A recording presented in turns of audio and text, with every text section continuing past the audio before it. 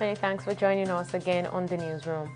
The Department of State Services, DSS, has defied a court order to produce the 12 detained aides of Yoruba Nation agitator Sunday Adeyemo, popularly known as Sunday Igboho, in court. Justice Obiora Igwatu of the Federal High Court in Abuja had ordered the DSS to produce the 12 aides who have been in their custody since July 2, 2021 in court today. However, counsel to the DSS, David Awood, explains that it wasn't their intention to disrespect the court, as most of the aides are no longer in their custody, as they have been taken away for verification of facts and would be released once investigations are complete. Justice Igwatu then issued another order asking the DSS to produce the 12 aides of Sunday Igboho in court on Monday, August 2nd. The Deputy Commissioner of Police, Abba Kyari, has denied accepting bribe from suspected fraudster Abbas Ramon, also known as Hush Puppy.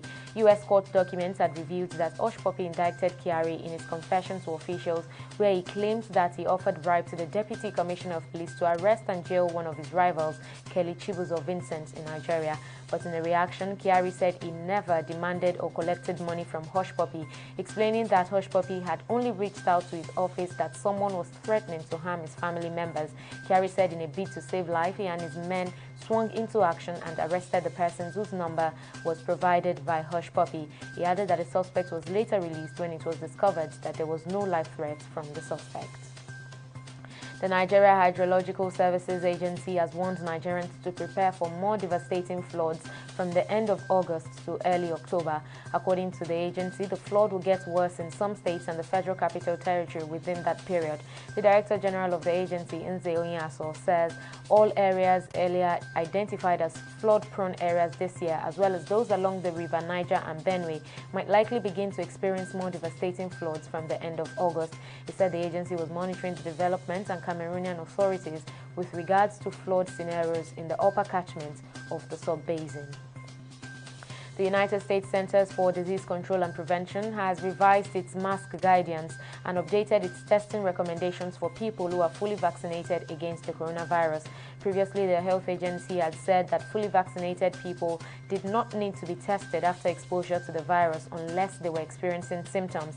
But under the revised rules, the agency advises that vaccinated people be tested for the virus if they come into contact with someone with COVID-19, even if they have no symptoms. It also advises fully vaccinated people to wear a mask in public indoor spaces after exposure and get tested for the virus 3 to 5 days later.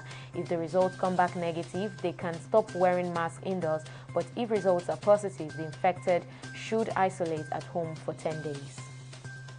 Nigeria's electricity sector recorded another system collapse on Wednesday, with some parts of the country thrown into darkness due mainly to equipment failure. General Manager Corporate Communications at Abuja Electricity Distribution Company, Oyebode Fadipe, said the system collapse disrupted supply in Abuja and its environs.